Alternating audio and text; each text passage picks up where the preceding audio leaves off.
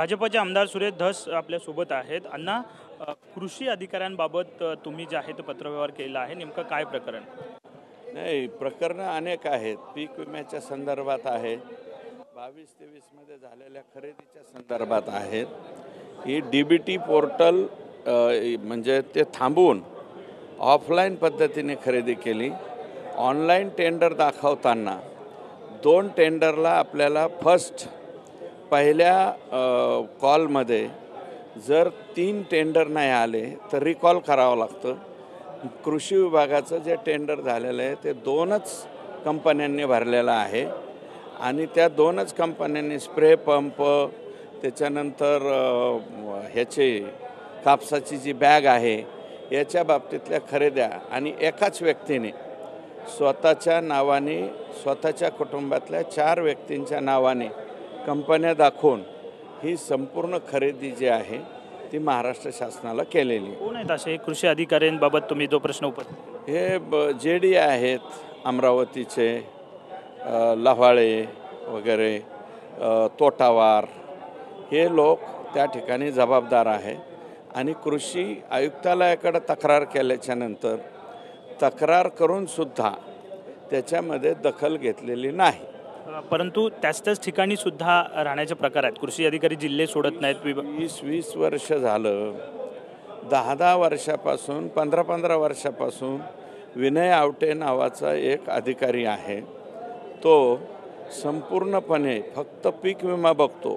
15 वर्ष एकाच पदावरती राहून पीक विमा 10 म्हणजे 2015-16 पासून चालू झालं यांची कारकीर्द। तसा पीक विमा 1999-2000 पासून AICच्या मार्फत सुरू झाला, पण 15-16 पासून यांनी खाजगी कंपन्या घुसवल्या आणि खाजगी कंपन्यांचंच भलं कसं होईल, शेतकऱ्याला पीक विमा कसा मिळणार नाही, ट्रिगरमध्ये एखादा ट्रिगर हाय झाला की त्या ठिकाणचे म्हणजे हवामानाचे जे अंदाज दाखवणारे मशीन आहेत, मशीनसुद्धा फोडून टाकले या लोकांनी। ते हे सगळ्यांचं रॅकेट आहे, काय म्हणायचं? 100% रॅकेट आहे।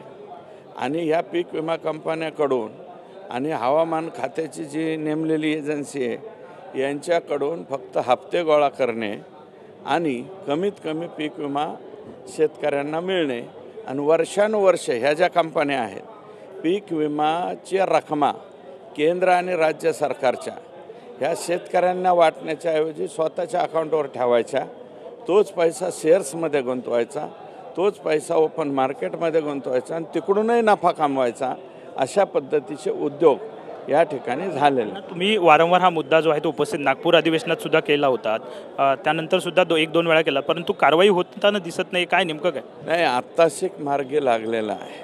पूर्वी फक्त तातुरमतुर त्यातल्या काही किरण जाधव वगैरे जे कंपनी आहे म्हणजे त्याचे आणि सगळ्या कंपन्या जो सतत गुण नियंत्रणवरती 10 ते 15 वर्षापासून त्या ठिकाणी राहिलेला आहे, अशा लोकांच्या आता ओपन इन्क्वायरीसुद्धा ACB कडून प्रपोज केलेले आहेत आणि त्याची ओपन इन्क्वायरी सुरू झाली। धन्यवाद। साहजिकच आहे, कृषी विभागामधला एक मुद्दा जो आहे तो सुरेश धस यांनी उपस्थित केला पाहायला मिळतोय।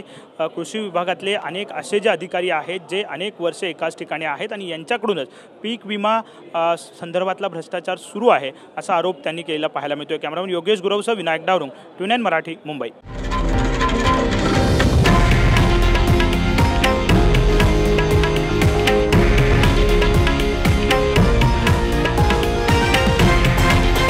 हे आहे देशातील नंबर 1 न्यूज नेटवर्क आणि आपण पाहत आहात TV9 मराठी, एकमेव।